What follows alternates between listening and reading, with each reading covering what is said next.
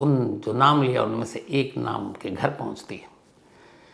वो नाम प्रगति के गांव का ही था और उसी गांव में प्रगति जिस गांव में रहती थी उसी गांव के रहने वाले एक लड़के का जिसका नाम था अनुराग। अब पुलिस अनुराग को उठाती है। अनुराग रामजी नगर को पहले पुलिस कस्टडी में देख चुका था, उसकी हवा खराब। अब दोनों को बिठाकर पुलिस पूछताछ करती है।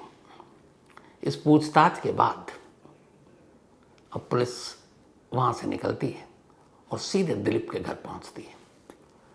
दिलीप के घर में अब भी मातम पस रहा है।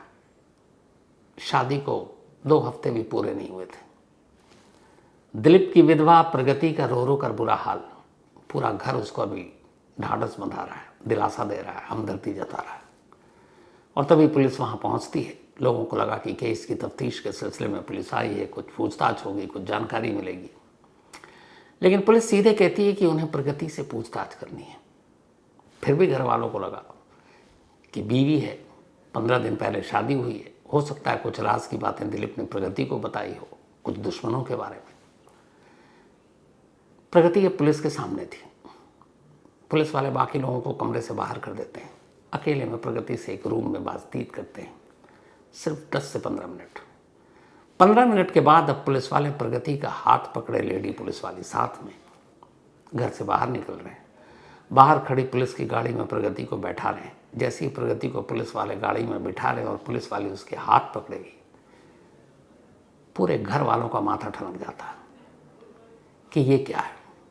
एक तो पति सिर्फ शादी के 14 दिन बाद मर गया, 14 दिन के अंदर वो विधवा हो गई और पुलिस उसे अपने साथ गाड़ी में बिठाकर क्यों ले जा रही है।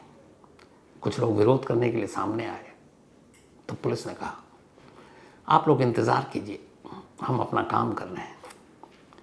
ये जो आपकी बहू है असल में आपके बेटे की कातिल यही है। सुनकर पूरा घर एक तरह से लगभग सदमे में चला जाता है। पुलिस थाने पहुंचती है। प्रगति से फिर से पूछताछ होती है। इसके बाद अनुराग और प्रगति का आमना सामना कराया जाता है। फिर रामजी नागर और अनुराग का आमना सामना कराया जाता है और उसके बाद सारी कहानी आईने की तरह साफ हो जाती है। कहानी एक अजीब कहानी। ये कहानी ऐसी थी कि जिसमें अगर थोड़ा सा दिमाग लगा लेती तो शायद दिलीप की जान न जाती। लेकिन जब दिमाग पर और अकल पर पर्दा पड़ा हो और लालच उस पर्दे को और गहरा कर दे तो फिर कुछ दिखाई नहीं देता। असल में प्रगति जिस गांव में रहती थी उसी गांव के एक लड़के अनुराग से उसकी दोस्ती थी, बरसों पुरानी दोस्ती प्यार में बदल गया। अब दोनों एक दूसरे से प्यार करने लगे। अनुराग एक ट्रैक्टर ड्राइवर था, माली हालत से ठीक नहीं था, लेकिन प्यार अंधा होता है। प्रगति को बस ये था कि किसी तरह से अनुराग उसकी ज़िंदगी में आ जाए, दोनों शादी करेंगे, खुश रहेंगे। लेकिन इधर प्रगति की बड़ी बहन की शादी दिलीप के बड़े भाई से हो चुकी थी और वो एक करोड़पति कारोबारी थे, एक हैसियत थी। फिर उनका छोटा भाई था दिलीप, कुंवारा। घर वालों को लगा बड़ी बेटी को बहुत अच्छे से वो लोग रख रहे हैं, बहुत मान सम्मान दे रहे हैं, इज्जत से रख रहे हैं, पैसे की भी कमी नहीं, हर ज़रूरत पूरी हो रही है। तो हर माँ बाप की ख्वाहिश होती है कि छोटी बेटी को भी इसी तरह खुशहाल ज़िंदगी मिले। तो बात छिड़ी। खुद प्रगति की बड़ी बहन ने अपने हस्बैंड से बात की, यानी दिलीप के बड़े भाई से। वो भी खुश, क्योंकि बड़ी बहन बहुत संस्कारी, अच्छी, कि चलो छोटी बहन भी ऐसी होगी, एक ही घर में दोनों बहन आ जाएंगी, दोनों भाई भी खुश रहेंगे। रिश्ते की बात पक्की हो गई। लेकिन इधर प्रगति अड़ी हुई थी कि मैं शादी नहीं करूंगी और पूरा घर प्रगति और अनुराग के रिश्ते से वाकिफ था। लेकिन वो अनुराग के साथ शादी कराने को तैयार नहीं थे।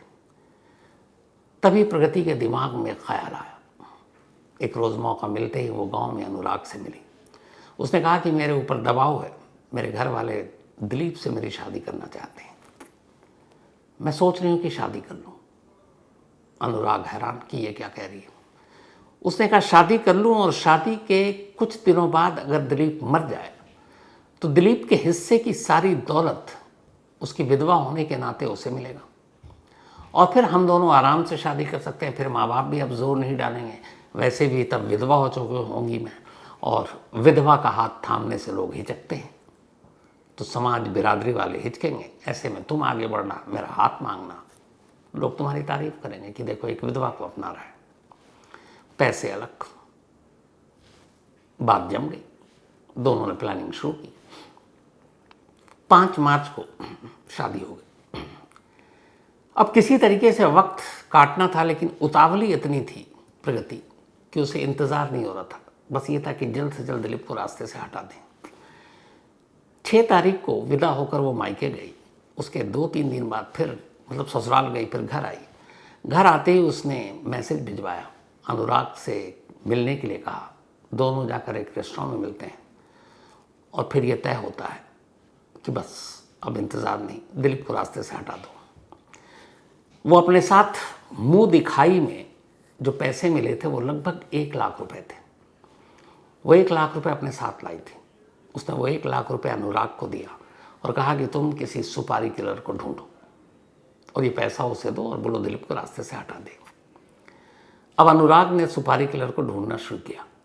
अपने कुछ दोस्तों के ज़रिए पता चला कि एक रामजी नागर नाम का क्रिमिनल है जो ऐसे काम कर सकता है।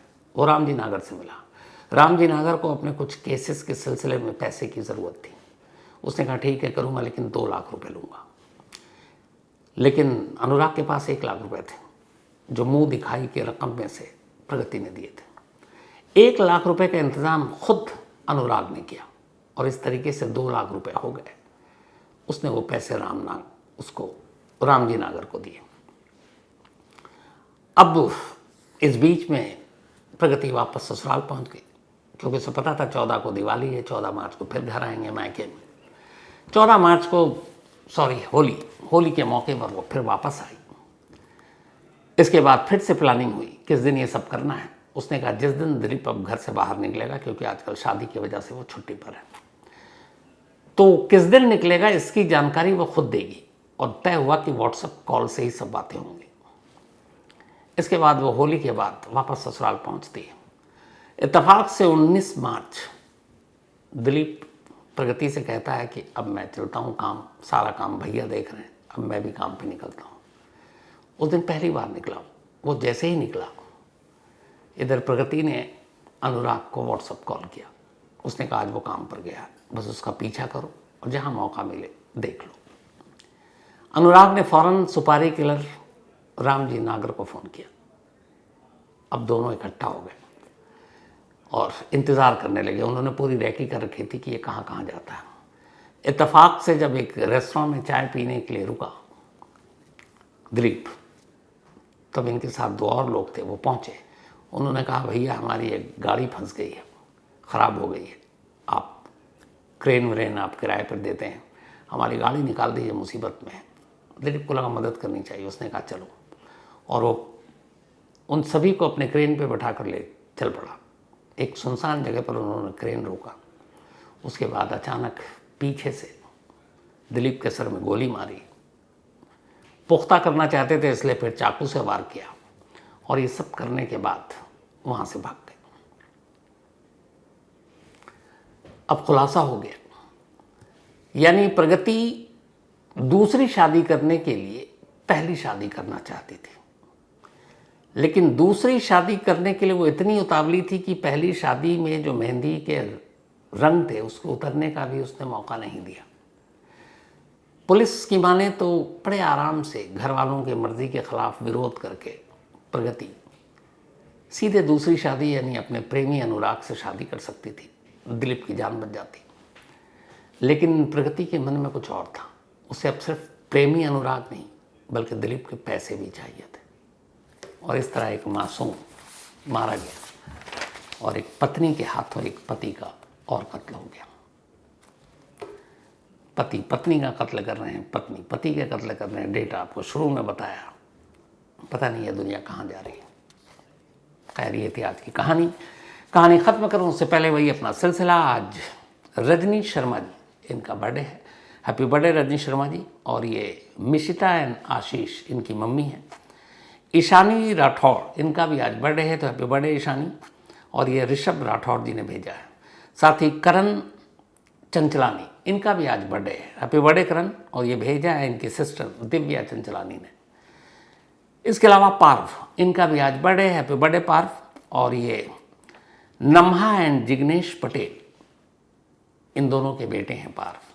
साथ ही आज तैयबा बानो एंड मोहम्मद नौशाद, इन दोनों की एनिवर्सरी है, तो आप दोनों को शादी की सालगिरह की बहुत बहुत मुबारकबाद। तैयबा एंड नौशाद,